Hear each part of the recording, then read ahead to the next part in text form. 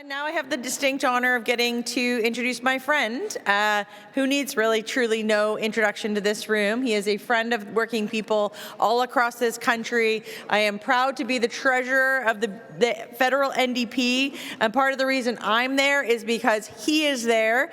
Please join me in welcoming my friend, Jagmeet Singh.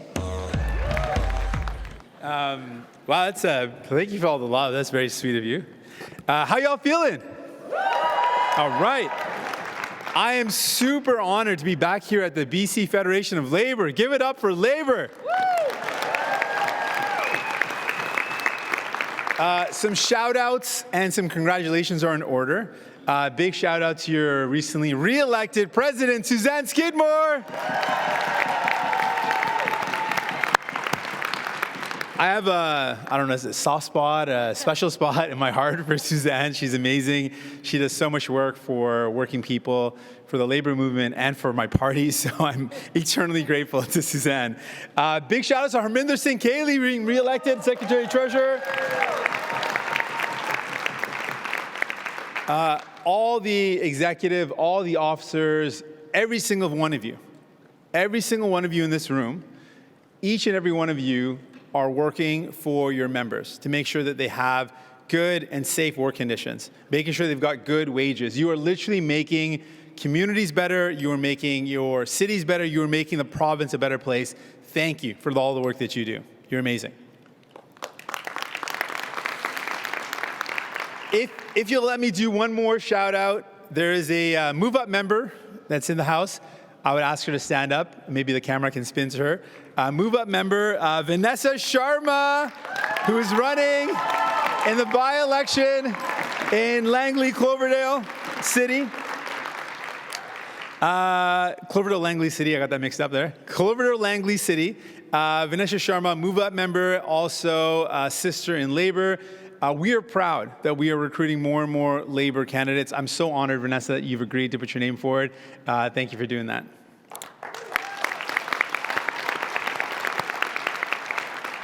We'll be knocking doors actually later on today, I think, right? Okay. Also, just a moment of reflection. This is the first BC Federation of Labour that we're having since the passing of John Horgan. I just want to take a moment to reflect on John. John became a really good friend. We shared a love for Star Trek and, and for fighting for working people.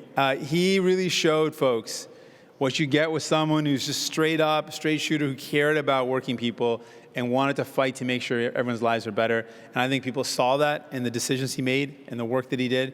And I just want to acknowledge and think about the passing of John.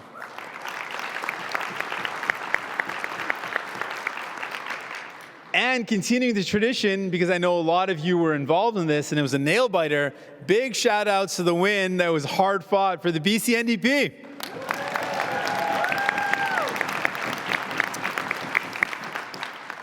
What all of you are fighting for and what the BC NDP fought for in that campaign is, I think in a lot of ways, the Canadian dream.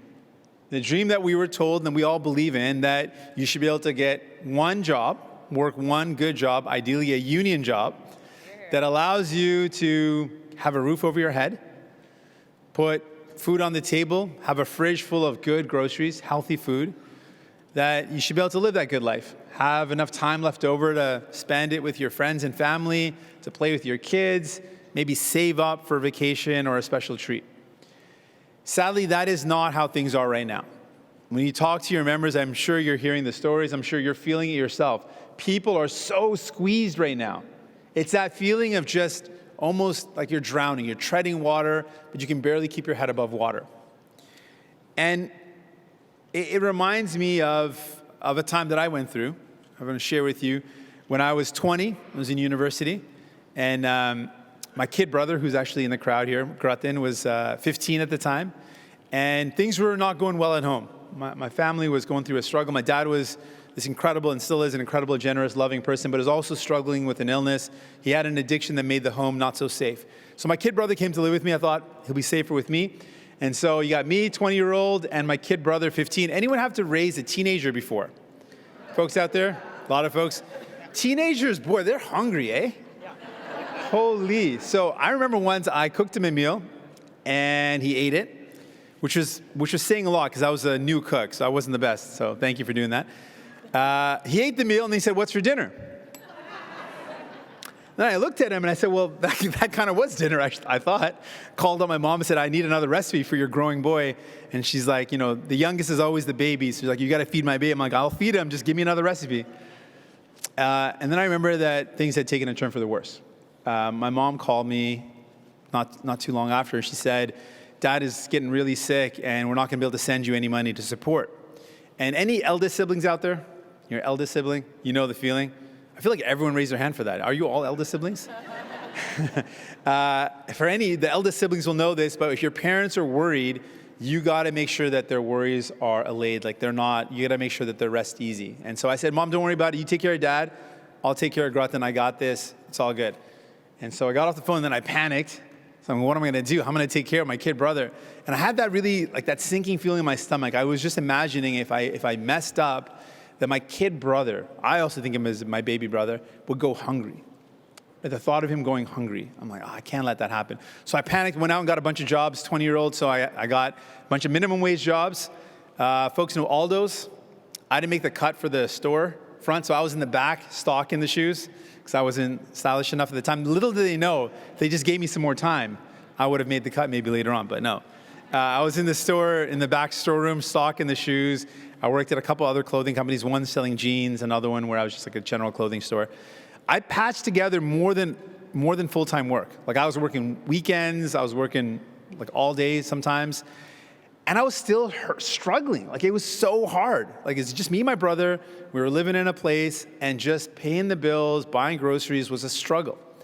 But I worked really hard, and I can tell you I didn't do it on my own. I had the generosity of some friends, family, and some strangers. My brother was going to high school, so imagine his friends, they would chat, and I guess the parents figured out 2 boys living together, probably hungry, so they'd send food home. These moms would send lots of food home, and it was very helpful. One mom in particular, who I never got to thank, so I hope this story reaches her somehow, but she sent home pierogies. But not just a little bit of pierogies. We would get buckets of pierogies. They would fill our entire freezer. And then my brother would ask me, "What's for dinner?" I'd say, "Brother, we're eating pierogies. We got a freezer full of pierogies. That's what we're eating." I got real creative with it. But I share that story to say, we got through that time. It was tough. I was working a bunch of jobs. We got through that time. But if that had happened now, if we were going through that today, with the cost of groceries as high as they are right now, the cost of rent as high as it is right now, I could not have done it. Could not have done it. And that's how people are feeling. They're like, "I'm doing everything right. I'm working hard, but I just can't get by." Getting ahead is far from their thought. They're like, "I can't even get by." And they see a liberal government and Justin Trudeau that's let them down. They feel really let down. Under this government, rents have doubled, the cost of housing has doubled, cost of groceries have doubled, things have gotten worse. And on top of that, he has chosen the billionaires and the CEOs over working people time and time again. We saw that when the port workers were on strike. Instead of siding with the workers, he sided with the port bosses and ordered binding arbitration. He did that, all shame, big time, big time. He did that also when it came to the rail workers. Instead of siding with the workers, he sided with the rail bosses. And now our brothers and sisters in the postal workers are on strike. So we got a message: don't interfere. Don't get in the way of workers fighting for a fair contract. Don't interfere, and don't tip the scales.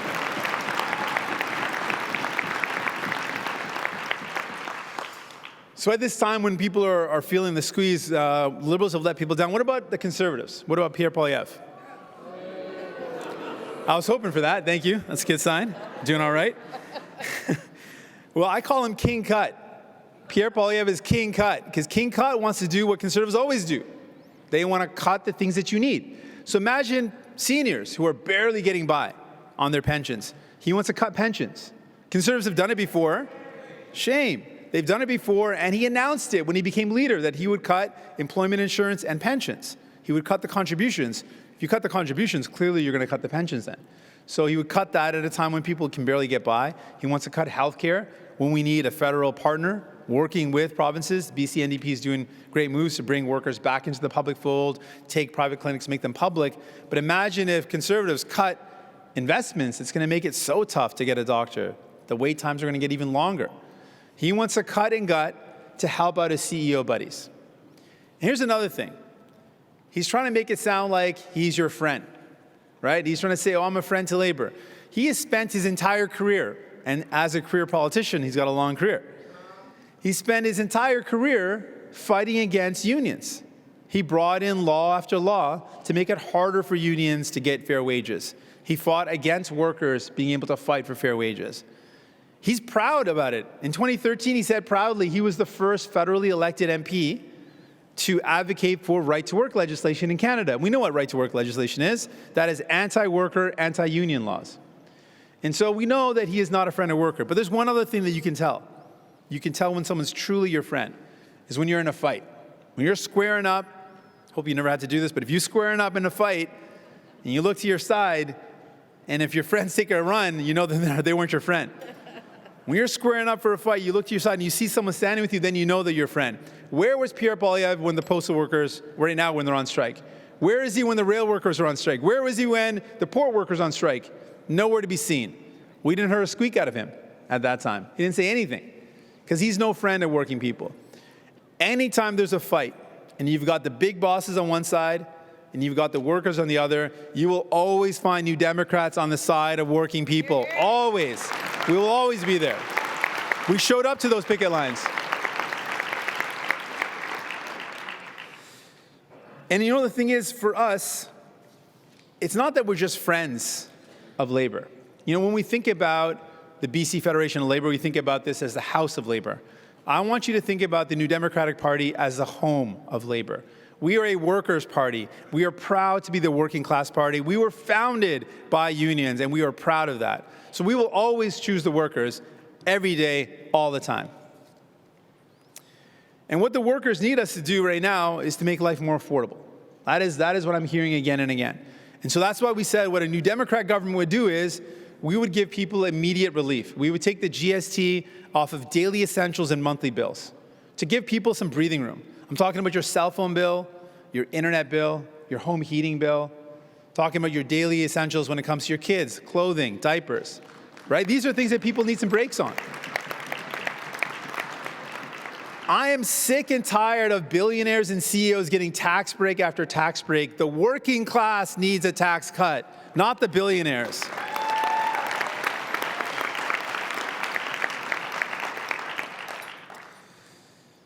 And so we announced that that's what we would do. We put that out there, and then the Liberals caved to the pressure, so there's going to be a GST holiday. Well, that's a positive sign. But the Liberals always got to sneak in a Liberal letdown. It's not permanent, and they don't include the monthly bills. But you know what I also found out just recently, I don't know if folks saw in the news, Pierre Poilievre and the Conservatives came out, and they're voting against the tax cut. I thought these guys love tax cuts. But it turns out they don't love a tax cut that's going to help the working class. They only like tax cuts for the billionaires and their CEO buddies. That's who they want the tax cuts for. They showed it today. I mean, this was going to help working people, and they'd rather tax cuts for the big corporations, for their CEO buddies. So, you know, we're going to continue to fight to make this relief permanent and extend it to your monthly bills. We're not going to give up. We're going to keep on fighting.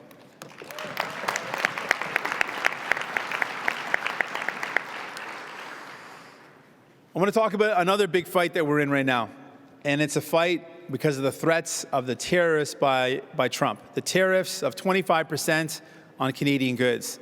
This is serious. This is a real threat to Canadian jobs. We've seen from the Liberals and from Justin Trudeau this kind of like, it's okay, don't worry about it, we've done this before, don't panic, don't worry, it'll be okay. It's not going to be okay. We got to fight back. This is not a time to be a friendly neighbor. This is a time to say we're going to fight like hell to protect Canadian jobs and our Canadian interests and our country.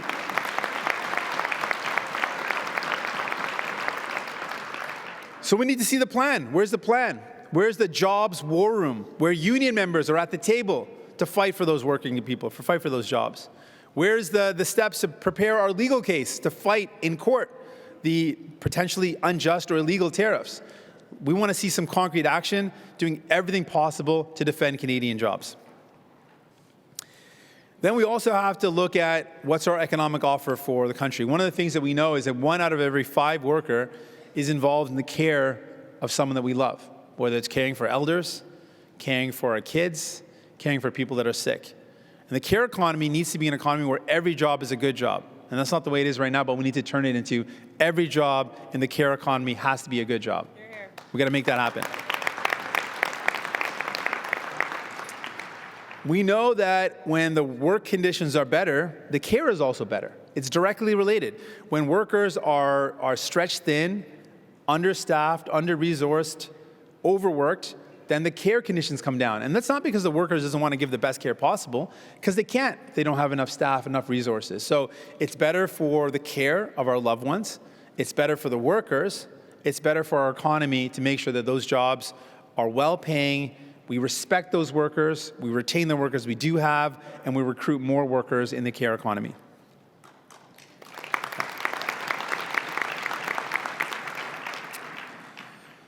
To also support workers, we need to make sure workers have a place to call home. And this is an area where we're really hurting.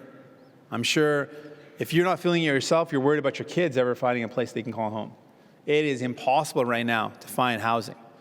But I also want to point out that this is not by chance. This is not by coincidence. This is by design. The federal government, it's been Liberals and Conservatives, they've designed a housing market that is by design, again, not by chance, by design a great place if you're a rich investor or if you're a developer to make lots of money. The housing market is working perfectly for rich developers and for rich investors, but it is absolutely a mess and a failure for working people. We've got to change that. If bad decisions got us to this point, better decisions can get us out of this point. And one of the things that I say we need to do, right now we're seeing more and more corporate landlords scooping up affordable homes. They're buying up single-family homes. They're buying up buildings that are affordable. We need to ban corporate landlords from buying affordable housing in our country. Ban them straight up. They cannot do it. They can build more if they want, but they can't buy the affordable stuff that's already out there. We need to build not just any old homes, right? You're going to hear the Conservatives say, oh, let's build more homes. The Liberals build more homes. Build more what? You're going to build more luxury condos? That's not going to fix anything. You're going to build more market price housing, which is over $1 million that workers' salaries can't afford. That's not going to fix anything. We need to build homes that workers can actually afford. We need to look at the government finally building homes that workers can afford. We need not-for-profit housing. We need cooperative housing. We need non-market housing. The BC NDP is doing a lot of these important steps, but we need a federal government that's committed to doing the same thing, that understands that this is not going to get better by the market on its own. It's going to require us putting all hands on deck and all solutions on the table to make it happen. We also need to make it more affordable to buy groceries. At a time right now, the corporate grocery stores, there's only a handful of them in our country. Some of the big ones, Loblaws, Metro, Sobeys, Walmart, Costco, these companies are making record profits. Not just like good profits, literally record profits, at a time when there's record food bank usage, at a time when people are record-breaking pain that they're going through right now. So we got to stop that. So one of the things we proposed is, let's put in a price cap on food essentials. They're making record profits. Let's cap what they can charge on our essentials. Now, some folks might say, oh, it can't be done. Yeah, it's been done. Other countries have actually done it successfully, bringing down the price of groceries. We can do it. We absolutely can do it. So I'm going to talk to you about the choice that's in front of us. I hear it again and again that we've got, well, yeah, it's a good time. I'm going to wrap it up with this choice here. Thanks.